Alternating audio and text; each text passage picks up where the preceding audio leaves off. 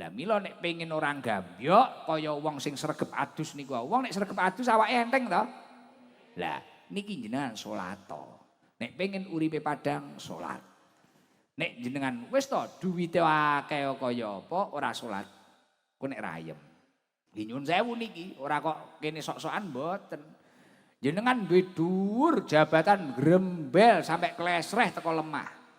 Wis jabatan gelare akeh, tapi gak salat, budrek ngelu karepe dhewe. Jenengan salat. Nek jenengan salat, insyaallah dosa-dosane panjenengan bakal luntur. Wong nek dosane luntur, kamayud ibu maudaron. Kaya banyu sing nglunturne bolot-bolot, kotoran-kotoran yang ada di tubuh kita, akhirnya mlakune enteng. Wong nek renek bolote ya enteng, wong nek renek dosane ya enteng. Insyaallah nyapo-nyapo penak, mlakune tambah penak lan insyaallah umure lan uripe ya barokah.